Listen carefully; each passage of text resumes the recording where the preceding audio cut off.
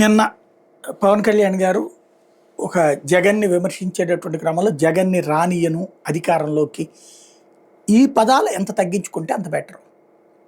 రానియను ఇప్పుడు పవన్ని రానియను అనడం వల్ల జనసేన కార్యకర్తలందరికీ కడుపు రగిలింది.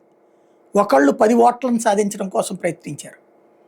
ఎప్పుడూ కూడా ఎదుటి వ్యక్తి మీద నేను ఆధిపత్యం చెలాయిస్తానన్నప్పుడు అవతల వ్యక్తి కూడా మాస్ అయినప్పుడు అతనికి ఒక వర్గం ఉన్నప్పుడు వాళ్ళు ఏకమవుతారు. క్రిందసారి జగన్ అభిమానులు దూరం కావటం, జగన్ వైసీపీ కార్యకర్తలే అతనికి దూరం కావడం, వైసీపీ నాయకులే వాళ్ళ స్వార్థాలు చూసుకుని అతన్ని వదిలేయడం అతనికి ఫెచ్చింగ్ అయింది.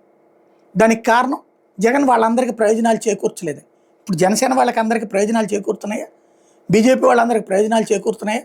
తెలుగుదేశంలో అసంతృప్తి ఎవరికి లేదా? ఉంటుంది. కాబట్టి ఈ అసంతృప్తులు ఉన్నటువంటి వాళ్ళకి ఆల్టర్నేటివ్గా జగన్ కనిపించకూడదు.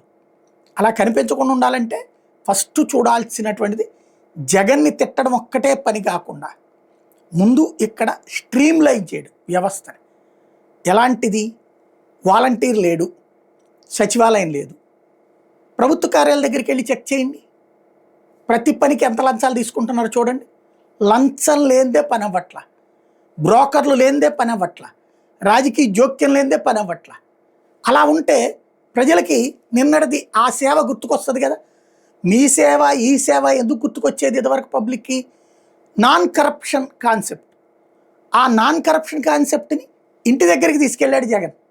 ఇప్పుడు మళ్ళీ కరప్షన్ కాన్సెప్ట్ రోడ్డు ఎక్కింది. ఉద్యోగి చేసే ప్రతి దోపిడీ, ఉద్యోగి చేసే ప్రతి వసూలు రిఫ్లెక్ట్ అయ్యేది ప్రభుత్వం మీద. అది సరి చేసుకుంటే బాగుంటుంది.